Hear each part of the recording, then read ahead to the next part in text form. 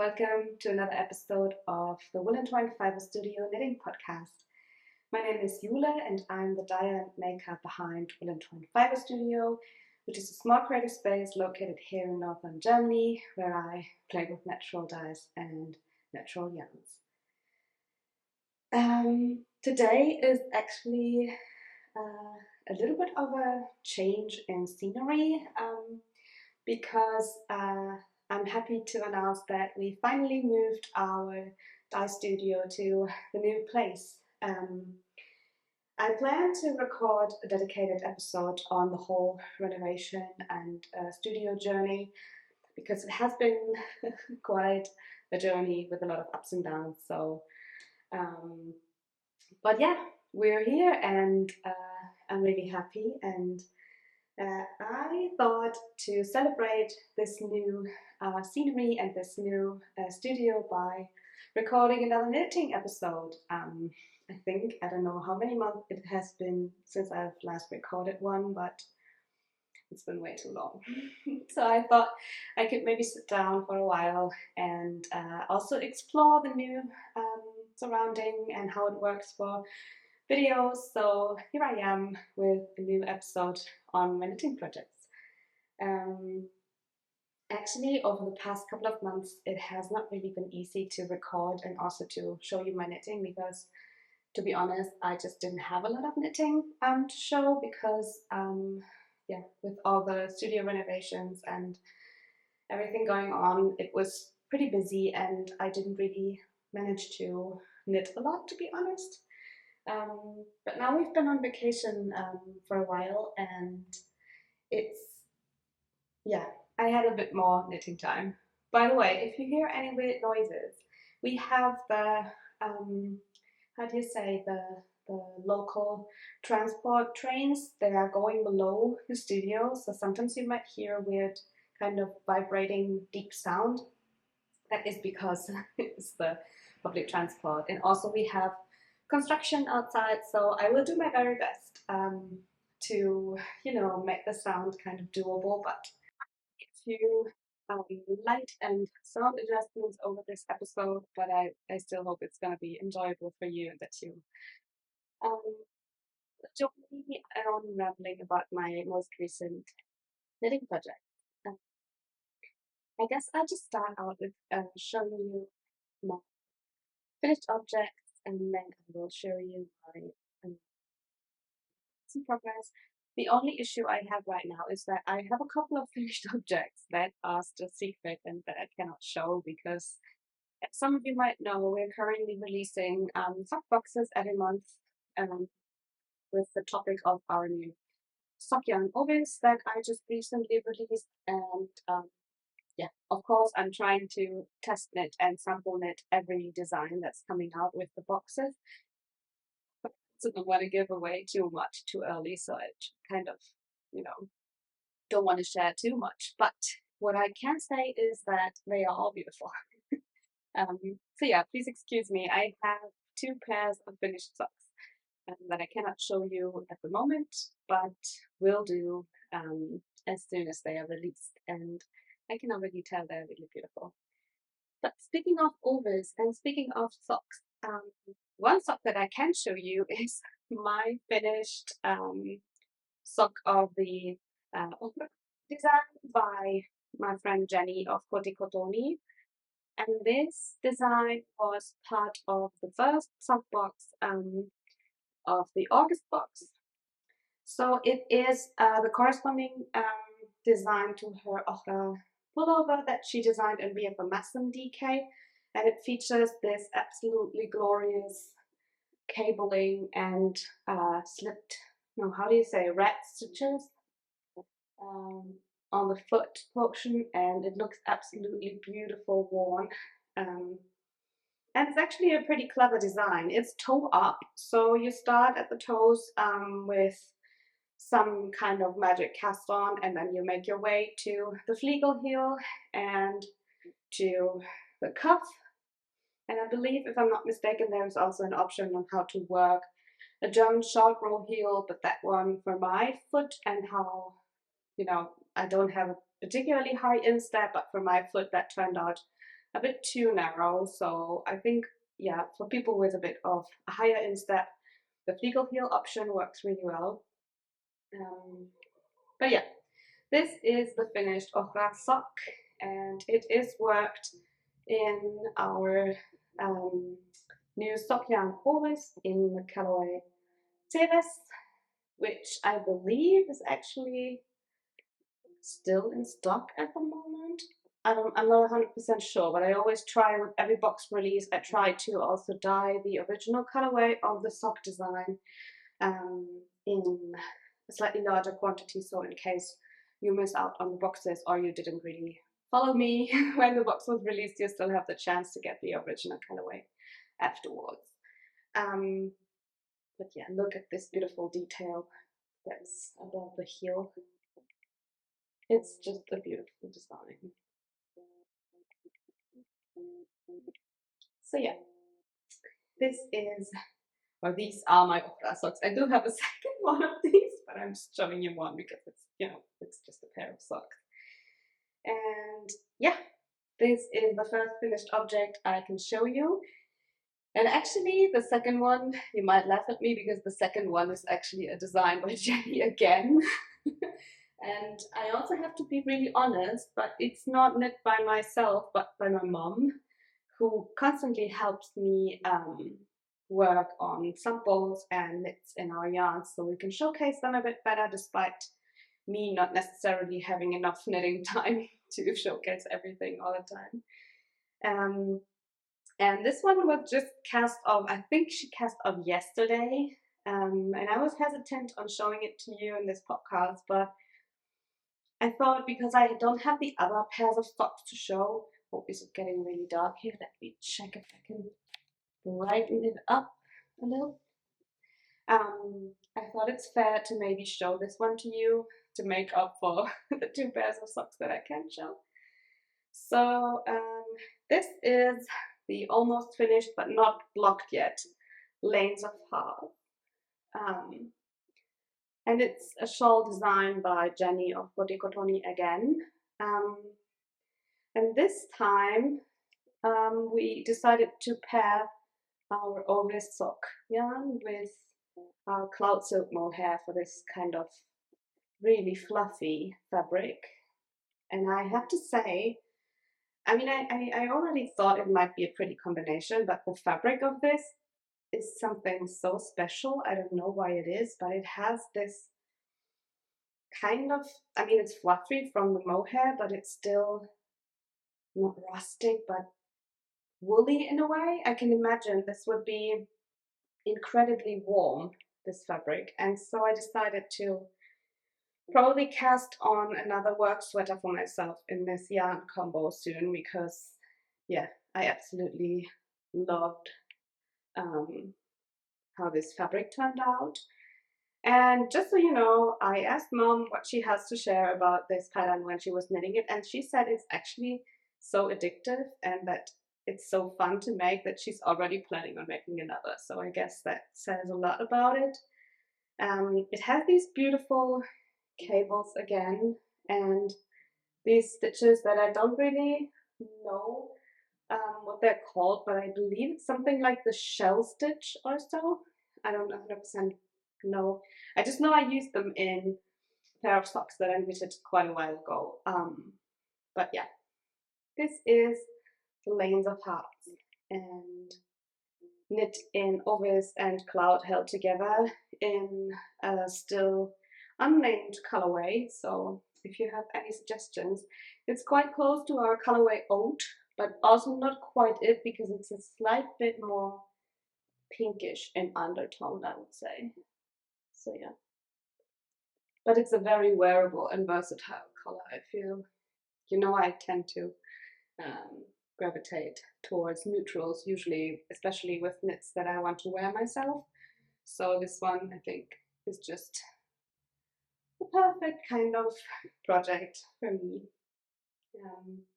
For me to wear, at least. I didn't knit it, but I'm planning on knitting myself another version, potentially in a new yarn that I can't tell you about, but that's without the mohair. I'm sorry, my phone is keeping keeps making noises. I'm trying to mute this now.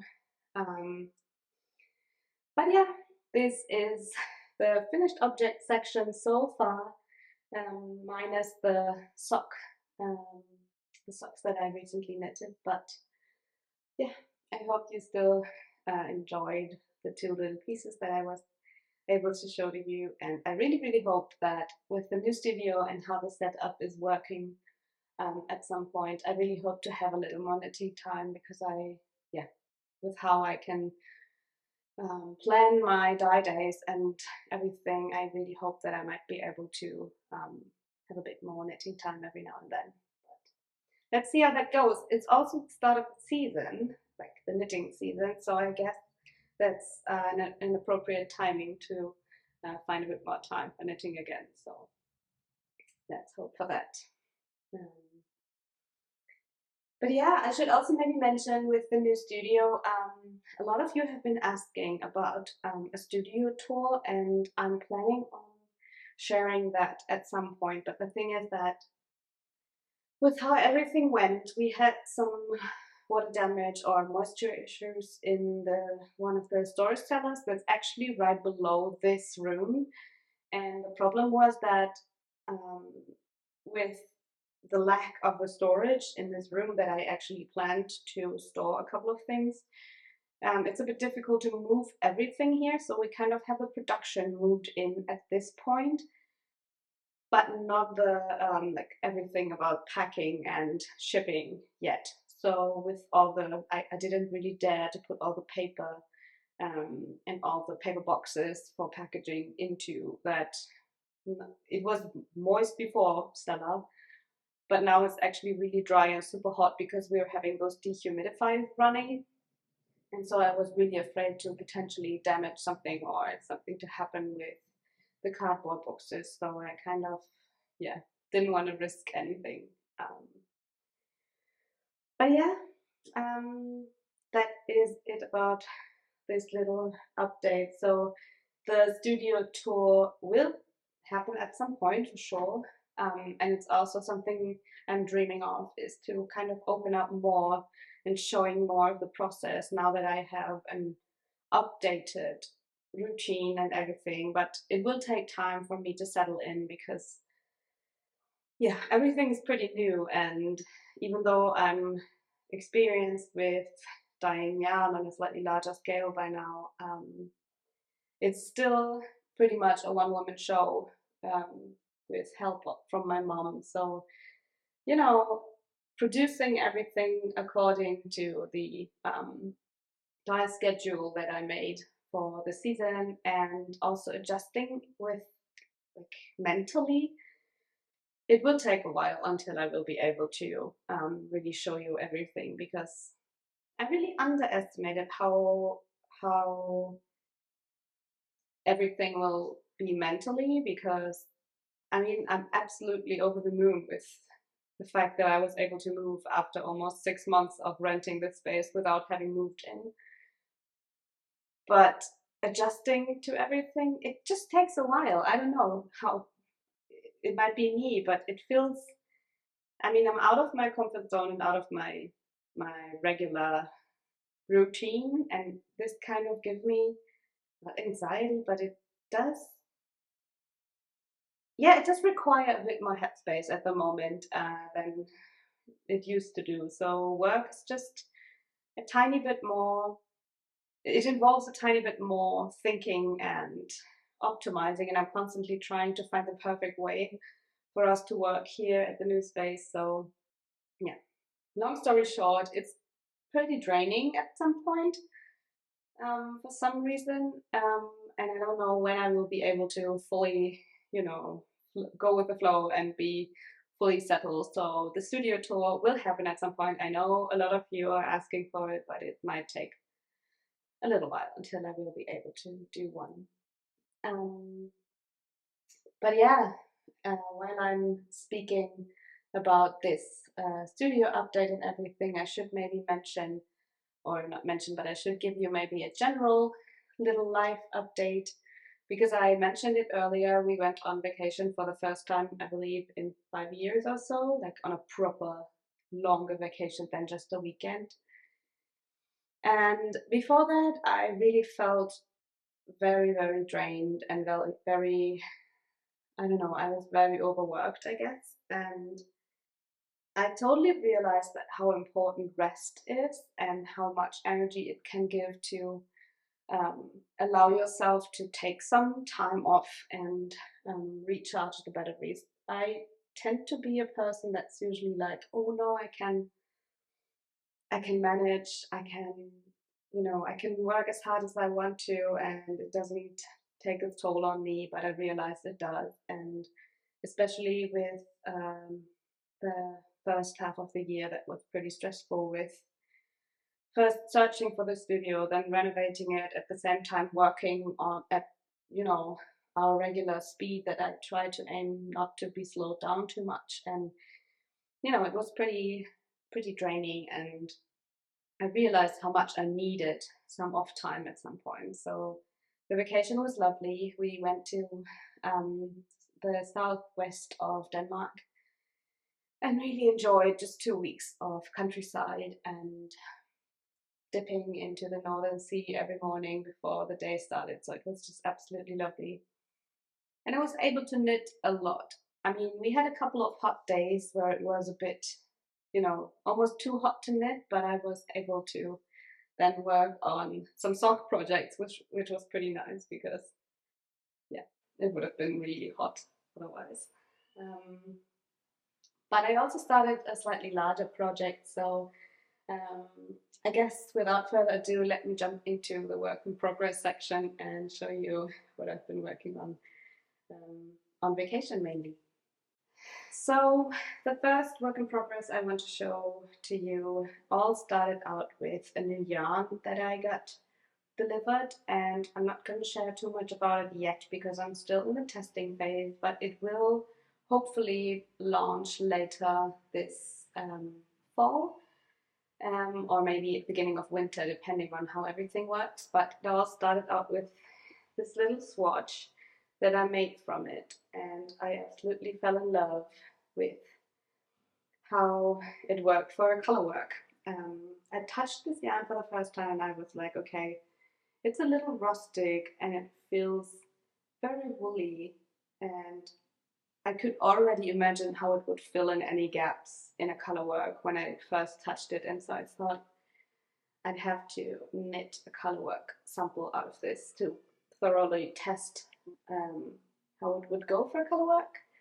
And the pattern that was on my mind for the longest time was the Fernwood sweater by Tanya Bali of the Wool Barrow, who is one of my absolute favorite designers. I absolutely adore all of her patterns, and this pattern has been on my to-do list for way too long. But to be honest, committing to a full-on color work yoke in fingering weight that goes down to even below the bust, I was a bit hesitant. Especially because I'm not a color work expert. I mean, I did knit a couple of color work projects in the past, but I'm definitely not very skilled at color work, so I was a bit afraid. And when I cast on and had the first rows knitted, it was absolutely wonderful, and I enjoyed it so much that I really sped through all the yoke, despite it having almost 400 stitches at the widest point before separating for the sleeves and body. It was just so wonderful to work because there are also not a lot of floats, like not very long floats to catch, and I don't know, it all overall was just very enjoyable to knit. So without further ado, let me finally show it to you. So this one is my Fernwood, and I'm so in love with this colorwork yoke. It rolls up a tiny bit at the bottom, but I hope you can see. Let me try and stretch it out a little bit. But I hope you can see that it really goes quite far down. It even continues the color work below the separation from body and sleeves. It's absolutely wonderful. Sorry, I had to switch my camera battery and I actually almost I tripped over the tripod a little bit, so I had to rearrange things. I'm sorry, but I was talking about how incredibly engaging this knit was, and that it took me around a week to finish this really long yoke. After that, I put it on hiatus for a second because I have to work. Not I have to, but I want to work on another project currently that I cannot show. But yeah, it was absolutely wonderful to work on this. And I think the yarn works so well for the color work. I mean, this is not locked yet, and I definitely have to take a bit of a before and after of how it will block. And yeah, I should also maybe mention I am working size 4 in the Fernwood sweater, and the yarn really goes super far. So I still have a bit of color work to do on the sleeves, because you do continue this part of the pattern that is below the armhole separation. So I do have a few rows of color work to do, but I also have this much left of the contrasting colorway. So yeah, I'm very confident that one skein of fingering weight, at least for woolen spun yarn, is enough for this contrasting yoke, which I think is pretty amazing because the yoke is really a bit longer than what a usual round yoke kind of work would be. So this is my Fernwood, and I can wholeheartedly recommend. I think one thing I want to point out about this pattern, because it's just so genius, is how the increases are worked into the yoke, because you just absolutely can't see them. Because Tanya found a way to work them into the pattern in a way that they are really completely invisible. For example, with these little crowns that for every Lord of the Rings fan completely reminds me of Sauron's, headpiece, helmet thingy. But the first 3 points, they are increased into a color work. So the contrasting color is the increased stitch, and that way you really don't see it in the stockinette or the regular parts, where I think it's more common to put the increases in. But yeah, this was absolutely genius, and I so enjoyed this, because I don't know if it's just me, but I really enjoy whenever a pattern is really so thought through. So yeah, my Fernwood sweater in a yet still secret yarn that I cannot wait to share more about, because it's very awesome and I can already tell that it's very, very local, and I totally can't wait to update you all on that. But that one is my Fernwood, and I think that is all I have to share about it. Yeah, a very woolly already, wintry project, I would say. Although I have to say, with being fingering weight and a woolen spun yarn, it's pretty lightweight, and I think that's something I really enjoy about it as well. And I can see myself wearing it when it's a bit colder in the studio and when I'm dyeing yarn, because I try to keep the pots to cool down overnight, and I try to keep windows open at least for a little bit to, have some airflow in the dyeing room. But it can also be, I can imagine in the mornings it might be a bit chilly when I come in here and have empty the pots and everything. So a new, really warm but still lightweight sweater will be very welcomed, I guess. So yeah, that is it about my Fernwood. Another work in progress I can share with you is something I'm not really sure about. So let me tell you about this. It's another project in Ovis and some cloud silk mohair. These are actually 2 one-of-a-kind colorways, so I can't really share more about them. And I wanted to check if they work in a sock quite a while. ago, and I cast these on also because I visited the Berlin event Wedding Wool Weekend a couple of weeks ago, and I knew I would have a couple of days of, you know, a lot of chats and a lot of people around. So I wanted a really mindless project that I can work on the train to Berlin, and also while I might chat to other people without having to pay too much attention. And the pattern of choice was this one, and these are the homebody socks by This Handmade Live is her handle, I believe. I will put it somewhere for sure. And I knitted another one of these, the cuffs already, because yeah, then the heel started and I was still at the event and I was like, I'm not going to manage to do a heel if I needed you know, this kind of simple project. So I cast on one cuff and I knitted another cuff, and then I continued with the heel. And this is a really special heel construction, and I really like how that looks. And now I'm down to the part where I should knit the foot, but I'm really unsure if this is way too big for me, because I mean, I might be wrong, but I don't know, it just looks really big to me. And of course I didn't swatch because the pattern called for a standard fingering weight sock yarn and this cloud silk a silk mohair. And I thought with using Ovis and cloud, that would not make any problem. But I'm not sure about the size. Well, so yeah, I didn't really think it might be an issue, but yeah, they are quite large. Let's see, I really like the fabric though. It's tight but still really warm and fluffy with the mohair.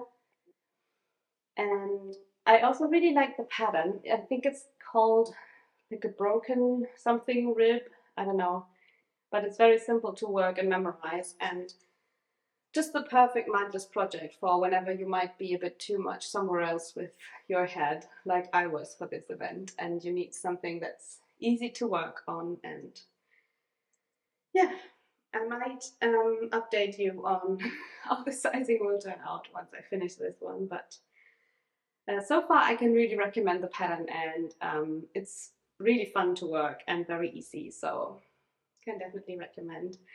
I'm also having one of my absolute favorite stitch markers with this one, and this is I don't know what they are called, but it's something with pumpkin by Maria of Forest Charm, and I love all things pumpkin, so I was really happy to get one of those.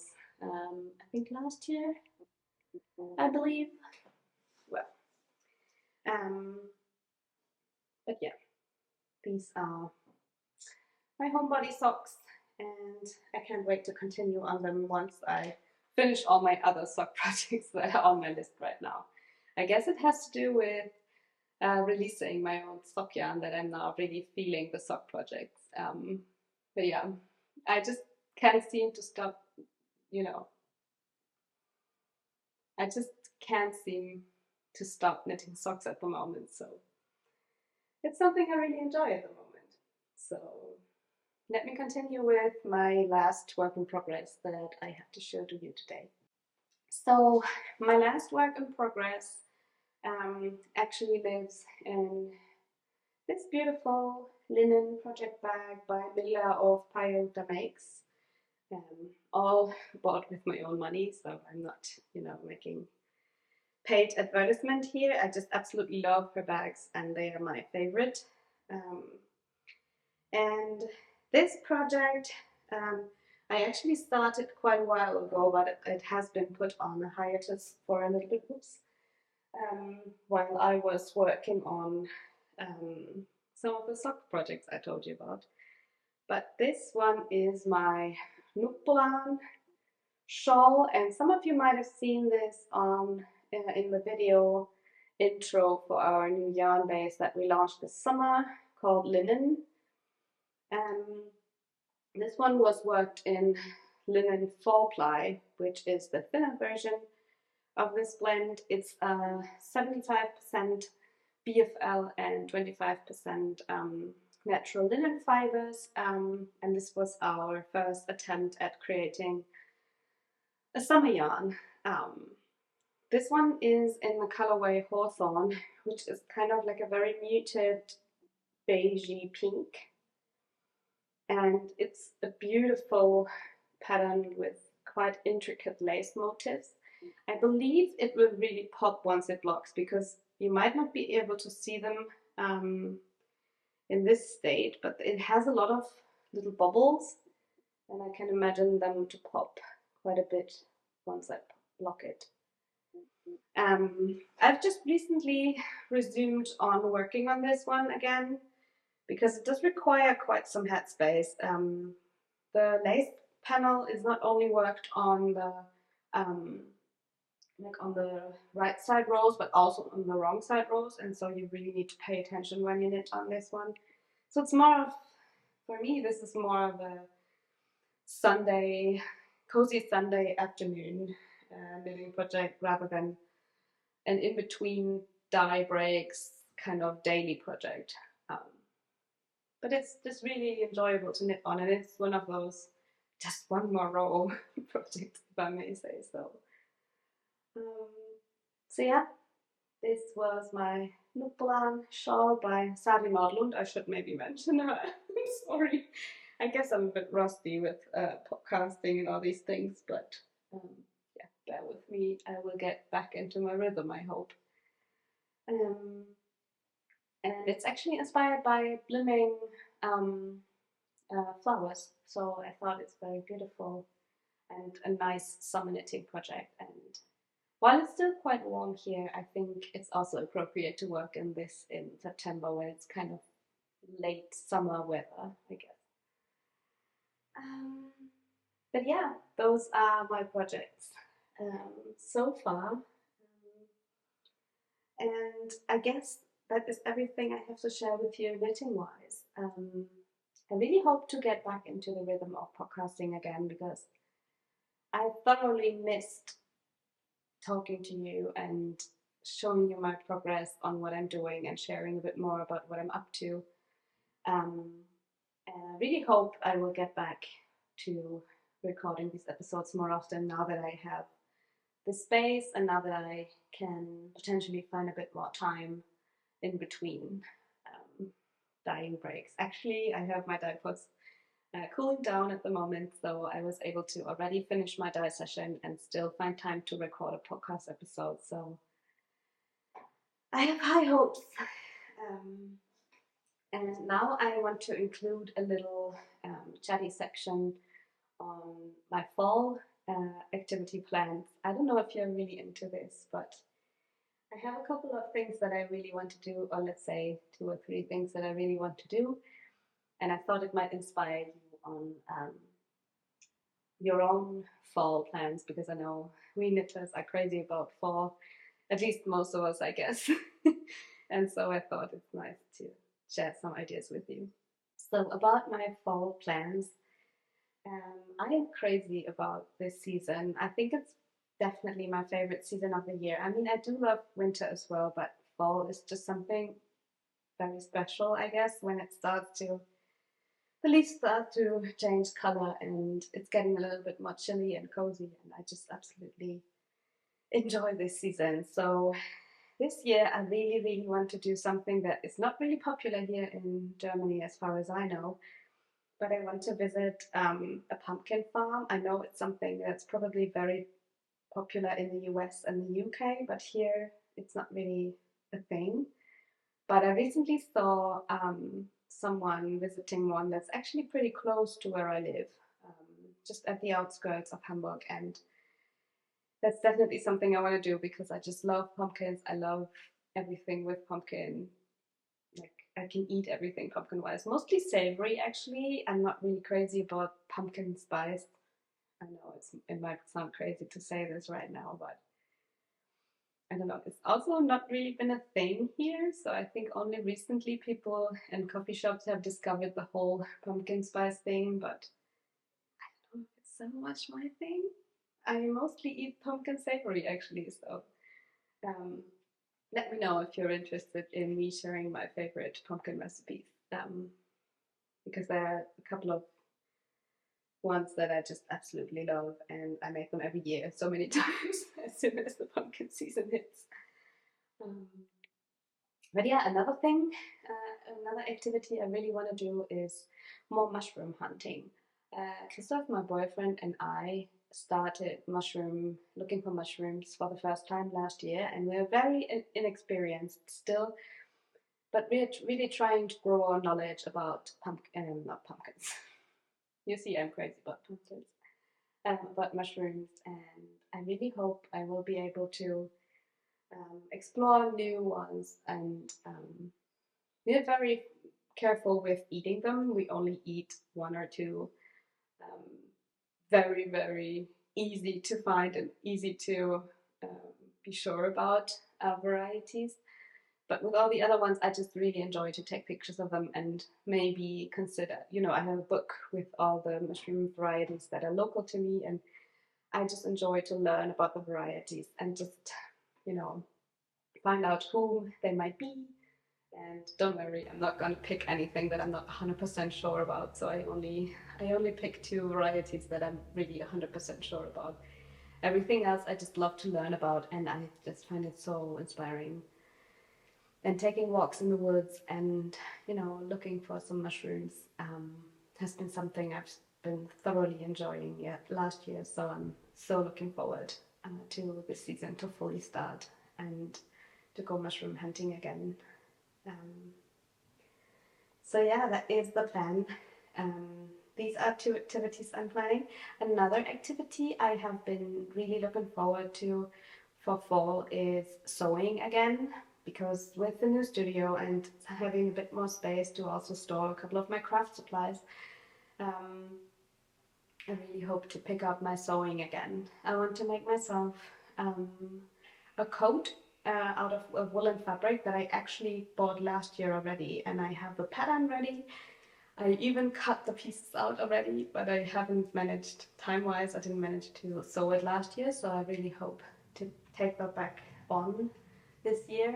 So let me know if that's something you're interested in at all, and if I should share my sewing journey with you. I think I haven't told on the podcast yet, but actually I learned how to sew before I learned how to knit. So it was my first craft, and I thoroughly enjoy it, and I really need new clothes, and I'm trying to, have as many handmade items in my wardrobe as I can. So I hope to add a few on to the list for this year. If you have any particular pattern, independent knitting pattern, no, not knitting, sewing pattern recommendations, feel free to let me know. I'm still very new at, independent sewing pattern makers, and I do follow quite a few by now. And ones I really like are the Assembly Line, Helen's Closet, and Merchant and Mills patterns, but I'm always open for new suggestions, and I really, really want to pick up my sewing game again this fall with, quite a few dresses and a coat and one jacket that I saw that was, I think, released last year by the Assembly Line that I really want to do. So yeah, sewing is another thing I really want to do. And knitting wise, I do have a few plans as well, because speaking of Ovis Sock again, I really want to take you along my sock knitting journey and share more thoughts about sock knitting with non-superwash and plastic-free sock yarns. So yeah, I guess I hope I can take you along on this, and I want to knit a few more pairs, also because I really need some. I do feel that with the new studio space in the winter time, I can really need a few more pairs that I can wear at the studio to keep my feet warm, because that's actually, I don't get very cold easily, but my feet do get cold, so I guess I definitely need a few pairs. And yes, so socks are on the schedule definitely, and yeah, that is one thing I really want to do knitting wise. And I guess that is it about my little fall activity plan so far. We also have a few new restaurants on our plan to explore, but I don't know. That's might be a bit off topic. We're really, food. We really like food, and we really like to explore new spaces around our city as much as we can. Um, so yeah, I guess that is it for today's episode. I really hope you enjoyed me sitting down and chatting to you. Um, it has been way too long, and I really hope I can keep up with recording more often again and get into podcasting again. Anyhow, thank you so much for watching, and see you on the next episode, where I will most probably, hopefully, show you some new yarns that we have prepared for the fall. So hope to see you soon. I hope you're having a lovely beginning of fall, and I can't wait to hear what you are up to for the fall. So please let me know what plans you have for the upcoming fall, whether that's about knitting or anything else. I'm really curious to hear what you're up to, so feel free to let me know in the comments below. And yeah, I guess that is it for today, and thank you so much for watching. See you on the next one. Bye bye.